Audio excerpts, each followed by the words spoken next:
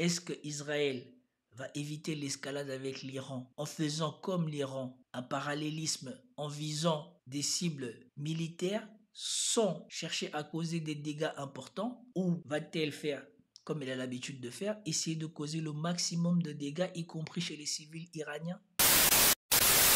Bienvenue sur ma chaîne, mesdames et messieurs. Pour cette vidéo, on va s'intéresser peut-être à l'escalade entre l'Iran et Israël. Je pense que nous sommes à un moment de vérité entre la riposte israélienne et ou non la riposte iranienne à son tour. Commentez, likez, partagez pour me soutenir et soutenir la chaîne. Sans plus tarder, nous passons à la vidéo. Alors, voilà la publication que j'ai découverte aujourd'hui. Effectivement, il y a 15 heures, France 24 a publié ce tweet qui montre cette vidéo. Je vous la mets en grand. Sur ordre du président Biden, THAAD fait son retour sur le sol israélien. Pourquoi avez-vous autorisé le déploiement du système THAAD en Israël? Pour défendre Israël. Ce système de missiles antibalistiques devrait prochainement être déployé par des militaires américains en Israël pour défendre l'État hébreu en cas de nouvelle attaque de l'Iran ou de l'un de ses proxys, annonce le Pentagone. Développé par l'entreprise Lockheed Martin, le système THAAD a été mis en service en 2008.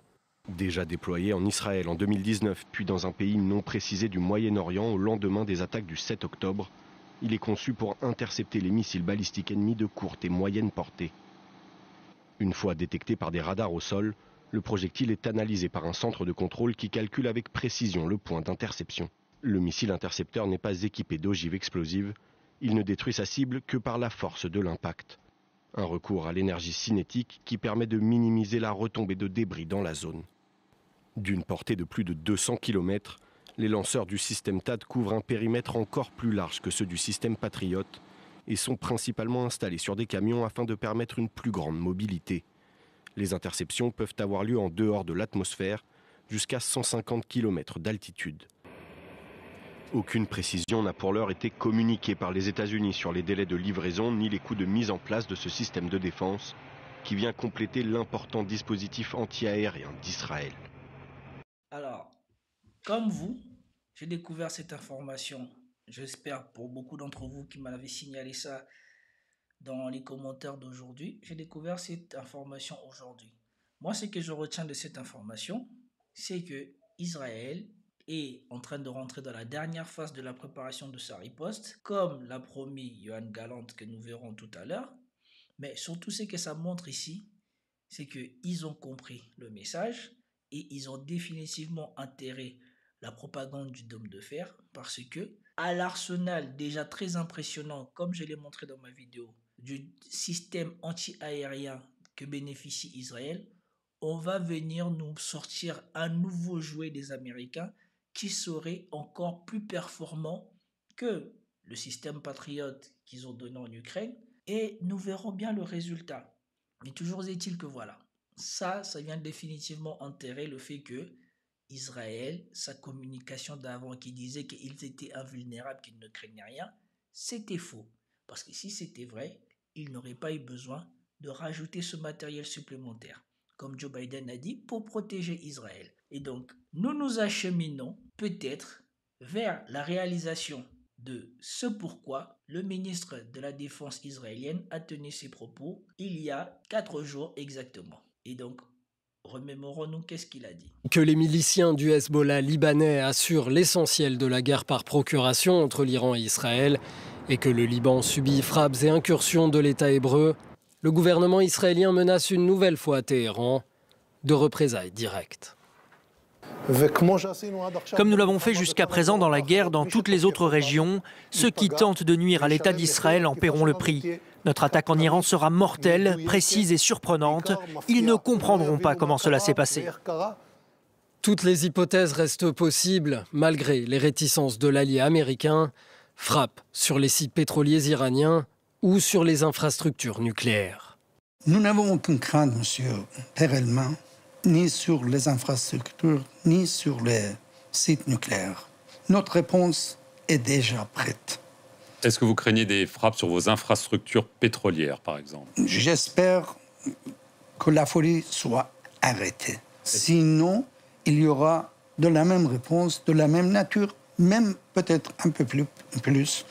L'Iran avait tiré 200 missiles sur Israël il y a 10 jours pour venger, entre autres, la mort de ses 2 alliés, Hassan Nasrallah, le chef du Hezbollah, et Ismail Haniyeh, le chef du bureau politique du Hamas, tués par l'armée et les services israéliens, l'un à Beyrouth, le second en plein Téhéran. Donc, comme vous venez de le voir, on va commenter la vidéo de Yoav Gallant qui parle de plan d'Israël par rapport à l'Iran. Miliciens du Hezbollah libanais assurent l'essentiel de la guerre par procuration entre l'Iran et Israël et que le Liban subit frappes et incursions de l'État hébreu. Le gouvernement israélien menace une nouvelle fois Téhéran de représailles directes. Comme nous l'avons fait jusqu'à présent dans la guerre dans toutes les autres régions, ceux qui tentent de nuire à l'État d'Israël en paieront le prix. Notre attaque en Iran sera mortelle, précise et surprenante. Ils ne comprendront pas comment cela s'est passé. Donc ici, ils disent que pendant qu'ils sont en train d'attaquer le Liban, ils menacent l'Iran, qui est le protecteur, on peut dire, du Hezbollah, et qui a justifié la riposte sur Israël parce qu'il s'était introduit au Liban, de représailles. Et il ne dit pas qu'ils vont réagir si jamais l'Iran réagit. Il dit, nous allons riposter et notre attaque sera mortelle. Et moi, ce qui me fait rire ici, ce sont les paroles de Yoav Gallant. Leur attaque sera mortelle, pourquoi? Contrairement à eux, quand ils ont tiré sur l'aile de l'ambassade iranienne en Syrie, ils ont causé des morts. Contrairement à eux, qui quand ils tirent sur le Hezbollah, soi-disant, ils causent des morts civiles. Ils ont éventré 6 immeubles pour être sûrs d'atteindre Nasrallah. On vient de voir, pas plus tard qu'hier ou avant-hier, ils ont brûlé des gens vifs par un bombardement à Gaza. Les missiles iraniens qui sont tombés n'ont même pas causé d'incendie et n'ont pas causé de mort. Donc maintenant, eux, leur riposte serait mortelle. Pourquoi faire? Et c'est surtout ça qui me fait le plus rire. Tous ces gens-là qui disent que Israël a le droit de se défendre, Israël a le droit de riposter. Mais Israël a le droit de riposter sur quoi? Que l'on sache, il n'y a pas grand dégâts matériels causés à Israël dans la frappe iranienne.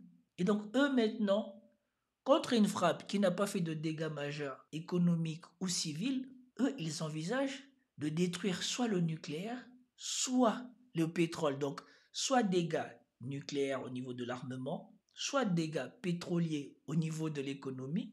Et on ne sait même pas, et je ne pense pas qu'ils vont épargner les civils, puisque jusqu'à ici, ils n'ont jamais épargné aucun civil quand ils tiraient. Donc ici, nous allons peut-être atteindre le point de bascule que l'Occident titille depuis un moment. Ils ont titillé en Ukraine et maintenant ils sont venus faire ça au Moyen-Orient et les choses risquent de basculer. Et nous voyons déjà qu'Israël sont en train de subir des pertes civiles et aussi maintenant. Et hier, c'était des pertes militaires. Et surtout, nous voyons que eux-mêmes, ils sont en train d'essayer d'anticiper ce qui pourrait être la réaction iranienne parce qu'ils ont bien vu que l'Iran est sans doute supérieur à ce que eux ils imaginaient qu'il serait. Comme les Occidentaux se sont trompés en Russie, les Israéliens se sont trompés sur les capacités iraniennes. Mais malgré ça, ça ne leur a pas servi de leçon. Franchement, je dis, voyons que vont-ils faire et voyons quelle sera la riposte au point où on en est. Les hypothèses restent possibles malgré les réticences de l'allié américain. Frappe sur les sites pétroliers iraniens ou sur les infrastructures nucléaires. Nous n'avons aucune crainte, monsieur. Et surtout, moi, ce qui me fait rire, c'est que ces Occidentaux, sur leur chaîne télé, ils envisagent ça légitimement comme si ça sera sans conséquence sur eux. Les personnes qui vont le plus payer cette idiotie, c'est sans doute les Européens et les Africains, parce que les Africains achètent du pétrole aux Européens. À moins de changer de fournisseur et de lâcher Total, on risque nous aussi de payer la facture. Parce que à partir du moment où on va toucher au pétrole iranien, ou que la frappe sera significative sur les Iraniens, ni les États-Unis ni le reste du monde sont à l'abri. Parce que, comme ils l'ont dit ici, écouter ce qui s'était passé avant de revenir sur ce qu'on était en train de commenter. Puis, une réunion entre donc au ministère des Affaires étrangères qui a invité tous les ambassadeurs étrangers présents à Téhéran, donc pour leur faire passer ce message, le message suivant: si Israël attaque l'Iran, il y aura une réponse immédiate et très dure de la part de Téhéran. Donc un message très clair adressé aux Israéliens. Une autre mise en garde a été également lancée aux États-Unis, puisque la représentation iranienne aux Nations Unies a publié un communiqué pour dire que des messages ont été envoyés à Washington pour dire que si jamais les États-Unis s'impliquaient dans une éventuelle attaque israélienne contre l'Iran, les intérêts américains dans la région seront considérés comme des cibles légitimes pour l'Iran, et donc il y aura une réaction donc contre les États-Unis également. Donc deux mises en garde très claires donc de la part de Téhéran. Demain, le guide suprême iranien doit diriger la prière du vendredi et prononcer un discours qui sera axé sur la situation au Liban et à Gaza, mais aussi bien évidemment l'attaque qui a été menée contre Israël. Donc on peut donc prévoir que le même message devrait être en principe lancé par le guide suprême iranien qui a donc décidé les frappes contre Israël. Donc on est à Téhéran dans une position de fermeté vis-à-vis d'Israël. L'Iran, selon donc si on comprend bien ces messages, est prêt à une nouvelle confrontation avec Israël si jamais l'État hébreu, comme cela a été promis par le Premier ministre israélien, attaquait l'Iran en réaction au lancement de 200 missiles contre le territoire de l'État hébreu. Donc, comme vous venez de l'attendre, il y a eu une réunion de tous les ambassadeurs présents en Iran où l'Iran a exposé les faits et a dit qu'en cas de riposte d'Israël, ils vont riposter. Et ils ont prévenu les Américains que si jamais ils se mêlaient de cette affaire et qu'ils aidaient Israël à frapper leur pays, leurs intérêts dans la région seraient menacés. On sait qu'ils ont une base en Irak où ils prennent le pétrole irakien sans payer, et ils ont une base, je ne sais pas, ailleurs encore, et donc les États-Unis sont prévenus. Et nous savons déjà par avance, et nous l'avons vu avec la première vidéo que je vous ai montrée, les États-Unis se sont déjà impliqués, puisque en prévision, sans doute ils ont compris qu'ils ne pourront pas empêcher Israël, leur enfant gâté, d'agir comme bon lui semble, et donc nécessairement que l'Iran va riposter, et de toute manière, l'Iran sera probablement obligé de s'en prendre aux Américains, puisque c'est avec les bombes américaines qu'Israël va frapper. Donc c'est pas comme si Israël va fabriquer ses propres bombes pour attaquer l'Iran, ça sera forcément avec l'armement américain. Donc la situation va dégénérer au point où on ne sait pas à quoi a servi l'administration Biden. Et ici, vous voyez bien que le jeu des Américains continue.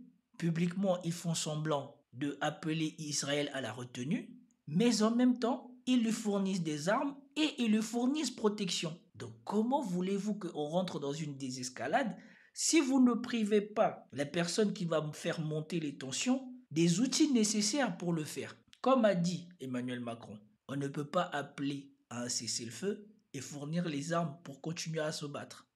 Et donc maintenant, revenons à ce qu'a dit le ministre des Affaires étrangères iranien sur le plateau de France 24. Sur réellement, ni sur les infrastructures, ni sur les sites nucléaires.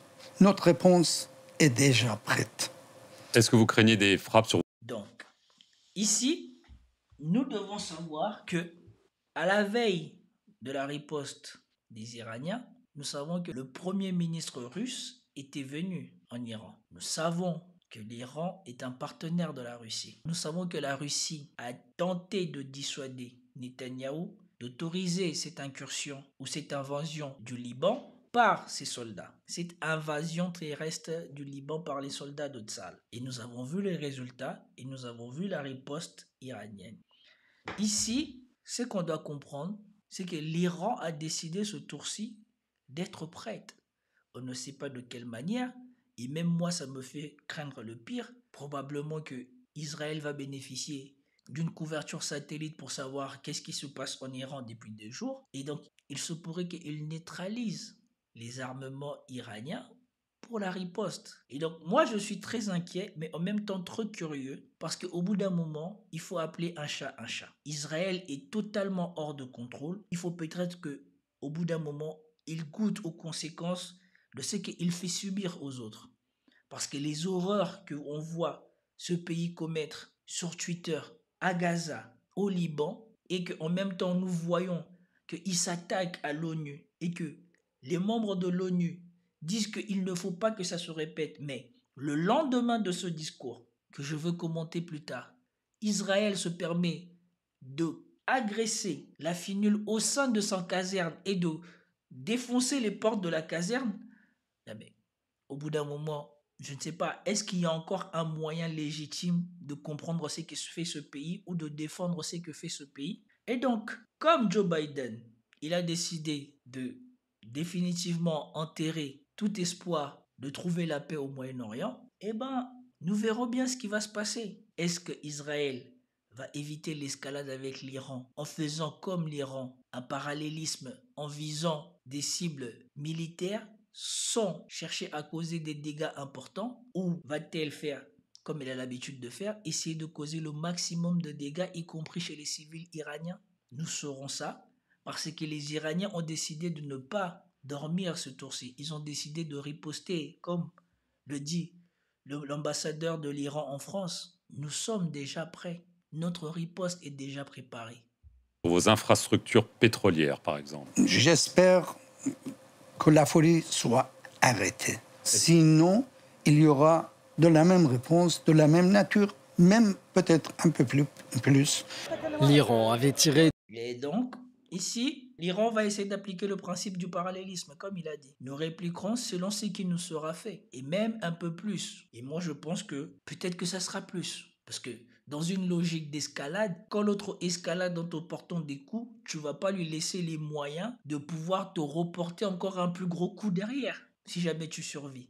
Et donc, je ne sais pas à quoi jouent les États-Unis, et encore moins à quoi va jouer Netanyahou, mais tout le monde est curieux parce que nous avons bien compris que malgré tout ce que les Américains et les Israéliens ont dit sur leur capacité à protéger le territoire israélien de tout bombardement, ils n'en sont pas capables. 200 missiles sur Israël il y a 10 jours pour venger, entre autres, la mort de ses deux alliés, Hassan Nasrallah, le chef du Hezbollah, et Ismail Haniyeh, le chef du bureau politique du Hamas, tués par l'armée et les services israéliens, l'un à Beyrouth, le second en plein Téhéran. Donc, voilà ce qu'on pouvait dire de la situation. Je crains le pire et en même temps, je ne vis pas dans la région et je suis curieux de voir ce qui va se passer. Sincèrement, j'ai peu d'espoir que Israël renonce à frapper l'Iran. Maintenant, je suis curieux de voir, une fois l'Iran touché, qu'est-ce qui va se passer. Je suppose que je suis comme vous tous. Nous sommes tous suspendus à ce qui va se passer et nous attendons de voir. On avait tous espéré que la situation n'en arriverait pas là, mais on est à un tel niveau d'incompréhension de ce que cherche Israël que plus personne ne s'inquiète des conséquences que pourrait subir Israël, concrètement. Comme vous l'avez vu, le secrétaire général de l'ONU n'a pas soutenu Israël. Il est devenu personne non grata. Israël s'en prend aux soldats de l'ONU. Donc, on ne comprend plus rien à ce pays. Et donc, probablement, il est temps qu'il trouve quelqu'un qui lui rende les coups qu'il donne. Et que l'on voit si définitivement ce pays est imbattable ou si ce pays finit par récolter ce qu'elle a semé. C'était tout pour cette vidéo. J'espère que vous avez apprécié. Si vous avez apprécié, commentez, likez, partagez. Je vous dis à plus tard. Peace out.